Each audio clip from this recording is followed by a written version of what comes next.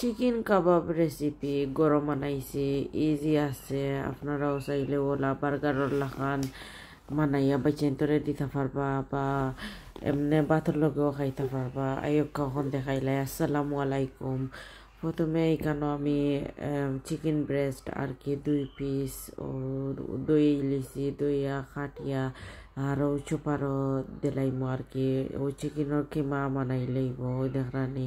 OLA আমি সকল সময় ফ্রেশ কিমা গরম বানাইয়া আর কাবাব ওটা বানাই। এখন এখানে আমি একটা মিডিয়াম সাইজের পেঁয়াজ আর একটা রসুন, 1 পিস আদা আর গ্রিন পেপার আধা খান, রেড পেপার আধা খান দিছি, দিয়া লগে আতর ধনিয়া পাতা হইব দিছি। আর এখানে 1 পিস ব্রেড দিছি আর কি।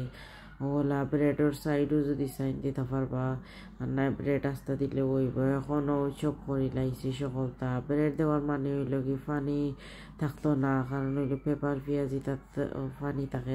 আর এখানে 1 টেবিল চামচ কর্নস্টার্চ আর আধা চা চামচ হলুদ, আধা চা চামচ মরিচ, আধা চা চামচ ধনিয়ার গুঁড়া, আধা চা চামচ গরম মশলার গুঁড়া দিছি।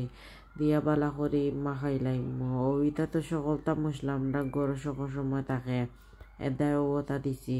দিয়া বালা করি মাখাই আর ও বোড়ার লাগানো আর কি করিলিম। ওই দেখো নাটেলার আর কি একটা জিও ও লিড লইছি। আপনারা ওলা লিড যে সাটার লইলিবা লইয়া আর বালা করি ওলা যাতে আর সুন্দর একটা শেপ হয়ে যায়, বার্গারের শেপ লাগান আর কি। বার্গার বানোর লগে আর চিজ দিয়া বাইছেন তোরেও ইফতারও চাইলে দেওয়া যায়, আর নাইলে এমনি স্কুল থেকে আওয়ার বাদে ওলা দিতে পারবা। আর গরম বানাইলে তো আরও হেলদি থাকে। ও এখন আমি তোরা আর কি তেল দিছি আগে, ফ্রাইং প্যান অমলি গরম হয়েছে, আধা কাপড় মতো দিছি দিয়া। আর এখন ও বার্গারের পেটির লাগান যে সাইড বানাইছি ওক সাইড দিছি দিয়া। আরও 6 থেকে 8 মিনিট হইব এখানেও আমি ফ্রাই করছি ও সাইড।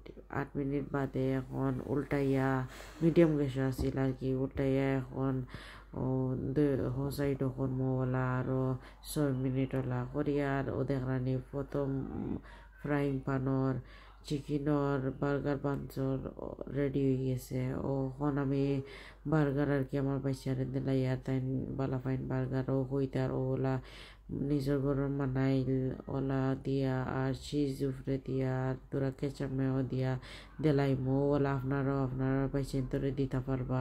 আশা করি একটা দিকে বালা লাগবো।